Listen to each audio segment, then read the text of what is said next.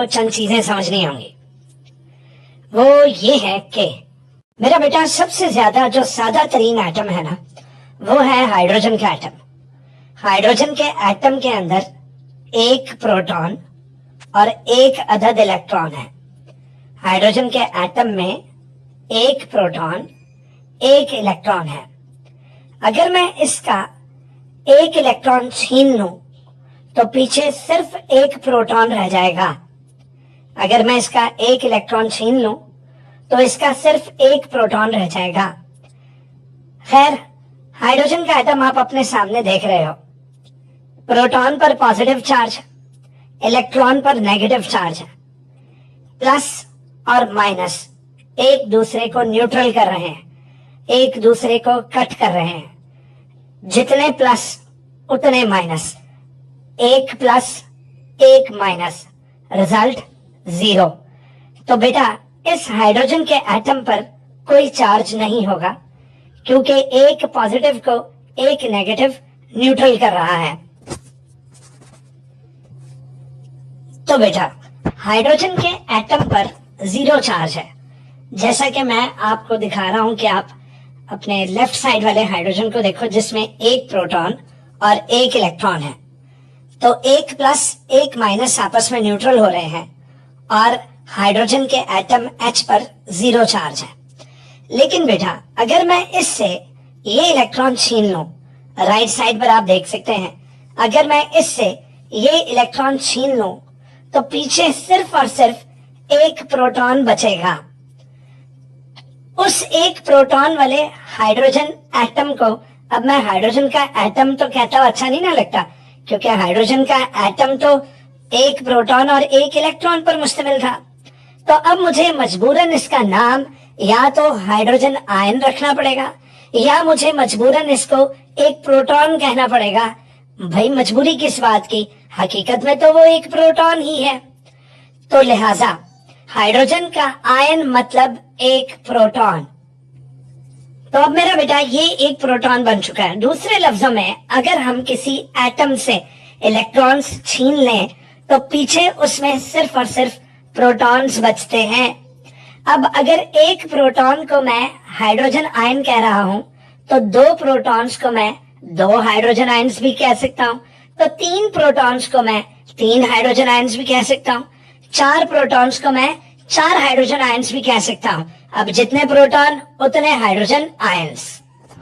तो आपके सामने ऑक्सीजन का एटम मौजूद है।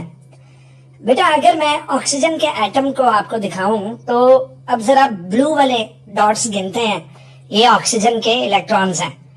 तो बेटा इनर शेल में न्यूक्लियस के बिल्कुल बाहर जो पहला शेल है उसके अंदर 2 इलेक्ट्रॉन्स हैं, एक ये वाला और एक ये वाला, ये 2 इलेक्ट्रॉन्स हैं। जबकि आउटरमोस्ट सेल में एक, ये 2 और ये 3, ये 4, ये 5, ये 6। तो बेटा इसमें टोटल जो है वो 8 इलेक्ट्रॉन्स आप देख सकते हैं। तो हाइड्रोजन के एटम में 8 इलेक्ट्रॉन्स हैं। अब आ जाए इसके न्यूक्लियस पर। न्यूक्लियस में जितने आपको रेड बॉल्स नजर आ रहे हैं वो इसके प्रोटॉन्स हैं। तो अब बेटा 1, 2, 3, 4, 5, 6, 7, 8 दिखाई दे रहे हैं आपको। तो 8 इसके प्रोटॉन्स हैं और व्हाइट कलर के न्यूट्रॉन्स हैं। अभी आप न्यूट्रॉन्स को जरा साइड पे रखें क्योंकि हम डिस्कवरी ऑफ प्रोटॉन पढ़ रहे हैं। तो अब आप देख सकते हैं कि प्रोटॉन्स टोटल 8 हैं। जरा गिने प्रोटॉन्स को, 1, 2, 3, 4, 5, 6, 7 और 8 प्रोटॉन्स। अभी थोड़ी देर पहले मैंने कहा था कि हम एक प्रोटॉन को एक हाइड्रोजन आयन भी कहते हैं। अगर मैं ऑक्सीजन के ये सारे ब्लू बॉल्स छीन लूं, इलेक्ट्रॉन्स छीन लूं, तो पीछे बचेंगे 8 अदद रेड बॉल्स। 8 अदद रेड बॉल्स से मुराद 8 अदद प्रोटॉन्स। और 8 अदद प्रोटॉन्स का दूसरा नाम अगर मैं बोलूं तो मैं कहूंगा 8 अदद हाइड्रोजन आयंस। अब सवाल ये पैदा होता है कि इलेक्ट्रॉन छीनेगा कौन? तो इलेक्ट्रॉन छीनने के लिए हमने दावत दी है कैथोड रेज को। मेरा बेटा डिस्कवरी ऑफ इलेक्ट्रॉन वाले टॉपिक में हमने देखा कि एक ग्लास की ट्यूब थी और उस ट्यूब में 2 अदद इलेक्ट्रोड्स लगे हुए थे। एक इलेक्ट्रोड जो वायर के जरिए हमने कनेक्ट किया था बैटरी के नेगेटिव टर्मिनल से, उसका नाम हमने कैथोड रखा। और जिस इलेक्ट्रोड बेटा कोई भी कंडक्टर हो सकता है, कोई रॉड हो सकती है, कोई मेटल की प्लेट हो सकती है, कुछ भी हो सकता है, बस तार के आगे यानी कि वायर के एंड पर जो भी चीज हम लगाएंगे जो कि कंडक्टर होगी उसको हम इलेक्ट्रोड कहते थे। और वो वाला इलेक्ट्रोड जिसको हमने वायर के जरिए बैटरी के पॉजिटिव टर्मिनल से कनेक्ट किया था उसे हमने एनोड कहा था। और हमने नोटिस किया कि कैथोड से कुछ शुआएं निकलती थी जिन्हें हमने कैथोड रेज नाम दिया, और वो रेज कैथोड से निकलकर एनोड की तरफ जाती थी। किसकी तरफ जाती थी बेटा? एनोड की तरफ। ग्लास ट्यूब के दरमियान में यानी ग्लास ट्यूब के अंदर हमने कोई भी गैस ले ली थी और उस गैस को वैक्यूम पंप के जरिए वेरी लो प्रेशर पर रखा हुआ था।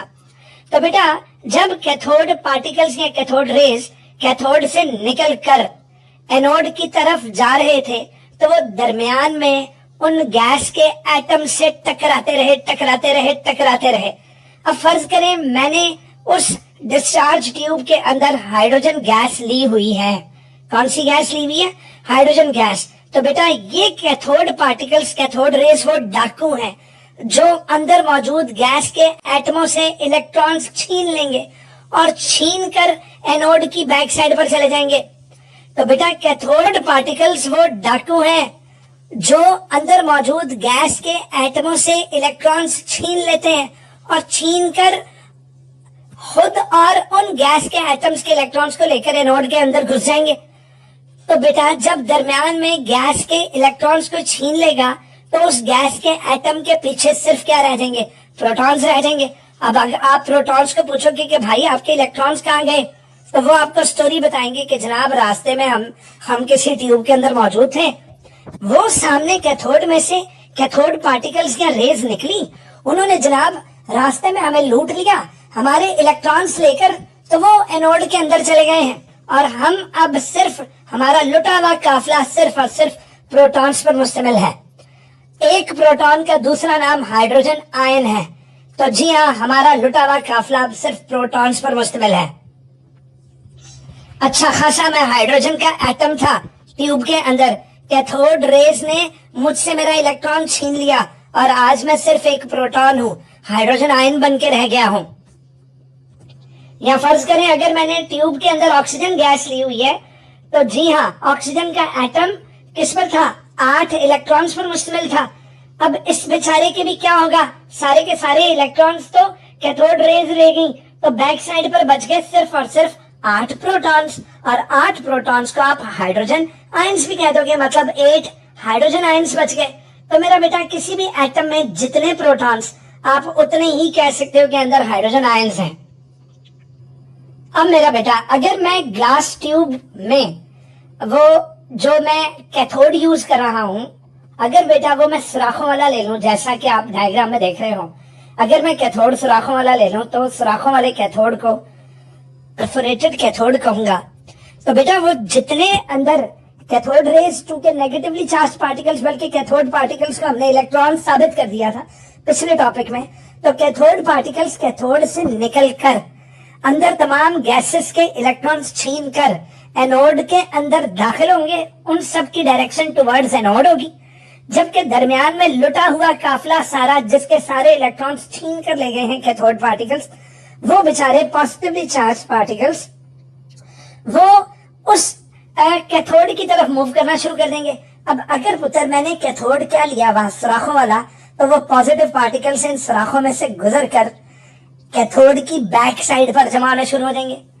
तो बेटा यहाँ पर इन पार्टिकल्स का नाम शुरू में कैनाल रेज या पॉजिटिव रेज रखा गया, और जब बाद में तहकीकात करके पता किया गया कि इनके अंदर है क्या, तो उन्होंने कहा जनाब इनके अंदर पॉजिटिवली चार्ज पार्टिकल्स हैं जिनको हम हाइड्रोजन आयंस कहेंगे या जिन्हें हम प्रोटॉन्स कहेंगे। तो जी हाँ, मैं आपको लेक्चर के स्टार्ट से ही समझा रहा हूँ कि 1 proton is equal to 1 hydrogen ion.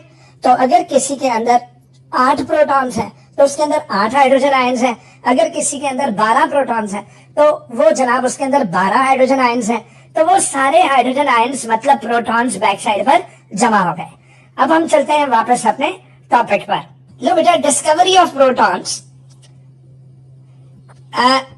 1886 में साइंटिस्ट जिनका नाम ई गोल्डस्टाइन था। ई गोल्डस्टाइन उन्होंने ये ऑब्जर्व किया कि पॉजिटिवली चार्ज पार्टिकल्स होते हैं एटम के अंदर। उन्होंने ये ऑब्जर्व किया कि जनाब किसी एटम में सिर्फ इलेक्ट्रॉन्स ही नहीं होते, अंदर पॉजिटिवली चार्ज पार्टिकल्स भी मौजूद हैं। गोल्डस्टाइन साहब ने एक्सपेरिमेंट क्या किया, उन्होंने डिस्चार्ज ट्यूब उन्होंने इस्तेमाल की, जो आप स्क्रीन पर देख सकते हैं, जिसका कैथोड सुराखों वाला था, दैट इज परफोरेटेड था। परफोरेटेड से मुराद सुराखों वाला कैथोड। अब उन्होंने अंदर ऑब्जर्व किया कि कैथोड से निकलकर एनोड की तरफ जाने वाले कैथोड रेज, कैथोड पार्टिकल्स के अलावा अंदर एक न्यू टाइप्स ऑफ रेज भी मौजूद थी जो कैथोड की तरफ मूव कर रही थी। एनोड से निकल रही थी, कैथोड की तरफ जा रही थी। अब बेटा यहाँ पर यह बात जहन में रखें कि अगर कैथोड रेज कैथोड से निकलकर एनोड की तरफ जा रही थी, तो चूंकि ये वाली जो पॉजिटिवली चार्ज रेज थी, ये इनका रुझान कैथोड की तरफ जाने का था, तो शुरू में इनका नाम एनोड रेज रखा गया। लेकिन इसका ये कतई मतलब नहीं है कि ये एनोड से निकल रही थी। वो तो हमें पता है, ये तो थोड़ी देर पहले मैंने जितनी तमहीद बांधी, मैं यही बताने की कोशिश कर रहा था कि जो पॉजिटिव रेज हैं, जो पॉजिटिव पार्टिकल्स हैं, ये एनोड से नहीं निकल रही। ये तो अंदर मौजूद गैस के एटम से इलेक्ट्रॉन्स छीनने के बाद बेचारों के न्यूक्लियस, जो कि पॉजिटिवली चार्ज प्रोटॉन्स पर मुश्तमिल थी, ये तो लुटा हुआ काफला, उनके प्रोटॉन्स बेचारे इलेक्ट्रॉनों के बगैर लवारिस अंदर घूम रहे थे। तो पता ये लगा कि these positive raise were moving towards cathode, ये कैथोड की तरफ जा रहे थे। उसने इनका नाम कैनाल रेज या फिर एनोड रेज रख दिया। अब इन्हें ये नहीं पता था कि ये एनोड से नहीं निकल रही, ये तो अंदर मौजूद गैस के एटम्स के लुटे हुए काफले हैं, उनके प्रोटॉन्स मौजूद हैं। अब जब उन्होंने प्रॉपर्टीज की स्टडी की तो प्रॉपर्टीज वेरीड, इनकी प्रॉपर्टीज डिफरेंट थी depending on the gas used on in the discharge tube. तो जी हाँ, अगर अंदर मैं हाइड्रोजन गैस ले लेता तो अंदर सिर्फ एक प्रोटॉन मिलना था, एक न्यूक्लियस में एक प्रोटॉन।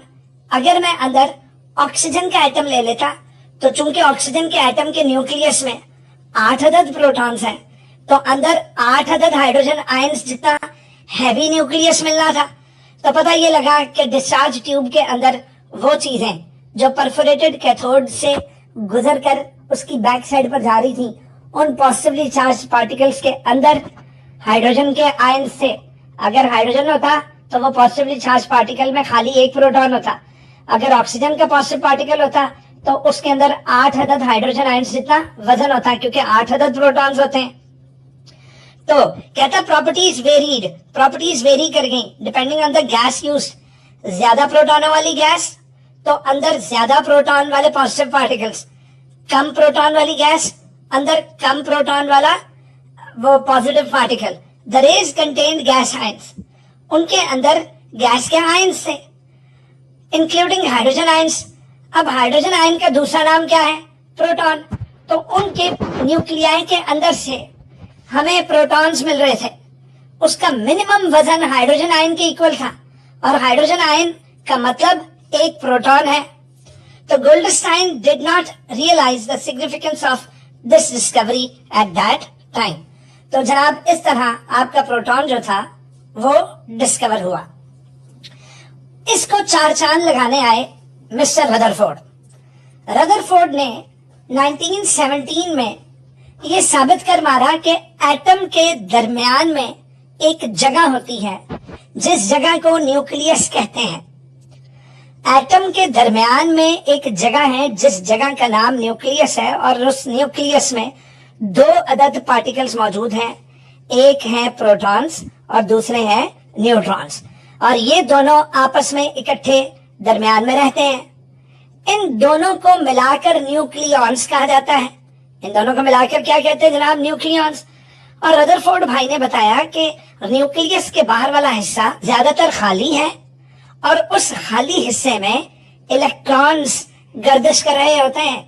इलेक्ट्रॉन्स न्यूक्लियस के गिर्द चक्कर लगा रहे होते हैं, जिस तरह हमारे सन के गिर्द प्लैनेट्स जो है वो रिवॉल्व कर रहे हैं। तो जनाब रदरफोर्ड भाई ने 1917 में कंडक्टेड फर्दर एक्सपेरिमेंट्स एंड इन्होंने प्रूव किया कि hydrogen nucleus exist inside all atomic nuclei. तो हर एटम के न्यूक्लियस में हाइड्रोजन के आयन्स मौजूद हैं। मतलब हाइड्रोजन का आयन, हाइड्रोजन का न्यूक्लियस से मुराद एक प्रोटॉन। अब भाई साहब प्रोटॉन नहीं कह रहे हैं कि हर एटम के अंदर हाइड्रोजन का आयन है, दैट इज प्रोटॉन है। हाइड्रोजन का न्यूक्लियस है जी अंदर, दैट इज प्रोटॉन है। तो रदरफोर्ड भाई ने यह भी कंक्लूड किया कि हाइड्रोजन न्यूक्लियस यानी कि एक proton is the fundamental building block of all nuclei. तमाम एटम्स के न्यूक्लियस अगर किसी चीज से बना है तो वो हाइड्रोजन के न्यूक्लियस बार बार रिपीट हुए हैं। जैसे अगर ऑक्सीजन के एटम में 8 प्रोटॉन थे तो 8 दफा हाइड्रोजन का न्यूक्लियस रिपीट हुआ है। Got it? This led to the discovery of proton. तो जनाब इस तरह प्रोटॉन जो था वो डिस्कवर हुआ। अब आ जाए discovery of neutron. Discovery of neutron 1933 में हुई बेटा। तो 1933 में एक और पार्टिकल पकड़ा गया कि उन्होंने कहा कि जनाब न्यूक्लियस के अंदर प्रोटॉन, डायग्राम में देख रहे हो, रेड कलर के प्रोटॉन के अलावा अंदर व्हाइट वाले बॉल्स, मतलब व्हाइट वाले न्यूट्रॉन्स भी हैं। तो वो भी डिस्कवर हो गए। तो न्यूट्रॉन्स की प्रॉपर्टीज फिर उन्होंने कहा कि जनाब न्यूट्रॉन के ऊपर कोई चार्ज नहीं है, neutrons carry no charge and they are electrically neutral. और दूसरी चीज, the mass of neutron is almost equal to the mass of proton. तो ये भी डिस्कवर कर लिया गया कि प्रोटॉन का जो मास है, उसका जो वजन है वो न्यूट्रॉन के बराबर है। अब आ जाए fundamental particles of an atom. तो ऊपर बयान किए गए तमाम सबूतों और गवाहों को मद्देनजर रखते हुए अफजल की अदालत और अफजल के स्टूडेंट्स की अदालत इस नतीजे पर पहुंची है कि number 1, every atom consist of 3 fundamental particles. Fundamental बेटा बुनियादी, इनके अलावा भी हो सकते हैं, लेकिन इनके अलावा जो पार्टिकल्स हैं वो किसी एटम में होंगे तो किसी एटम में नहीं होंगे। लेकिन पुत्री, ये इलेक्ट्रॉन, प्रोटॉन, न्यूट्रॉन हर एटम में लाजमी मौजूद होंगे, लेकिन ये जुमला हाइड्रोजन के एटम के लिए नहीं है। हाइड्रोजन के एटम में न्यूट्रॉन एब्सेंट होता है। These 3 particles are found in all atoms except ordinary hydrogen। एक आम हाइड्रोजन का एटम जिसके अंदर न्यूट्रॉन नहीं होता। स्क्रीन पर आपको बार बार मैं हाइड्रोजन का एटम दिखा रहा हूं, उसके अंदर न्यूट्रॉन नहीं है। इवन दो एटम्स डिफर, चाहे एटम्स एक दूसरे से डिफरेंट हैं, लेकिन याद रहे these 3 particles serve as their basic building blocks। Her element के एटम के अंदर यही 3 पार्टिकल उसकी एटम को बनाने में मदद दे रहे होंगे। तो किसी भी एलिमेंट का एटम इन 3 चीजों से बनता है, दैट इज इलेक्ट्रॉन, प्रोटॉन और न्यूट्रॉन। ये इनके बेसिक बिल्डिंग ब्लॉक्स हैं। However the number of these particles varies in different atoms. तो जी हाँ, इनकी तादाद डिफरेंट एटम्स में डिफरेंट है। हाइड्रोजन में 1 प्रोटॉन 1 इलेक्ट्रॉन, जबकि ऑक्सीजन में 6 प्रोटॉन 6 इलेक्ट्रॉन 6 न्यूट्रॉन। नाइट्रोजन के एटम में 7 इलेक्ट्रॉन्स 7 प्रोटॉन और 7 न्यूट्रॉन्स। और इसी तरह आप पूरे पीरियोडिक टेबल में जाकर देख लें, हर एलिमेंट के एटम के अंदर ये 3 पार्टिकल्स आपको लाजमी मिलेंगे। ले बेटा, इसके साथ ही आज का ये वाला लेक्चर खत्म हुआ। उम्मीद करता हूँ मेरे बच्चों को समझ आया होगा। तो सर अफजल को इजाजत दीजिए, मिलते हैं अगले कॉन्सेप्ट ओवरव्यू में। Thank you.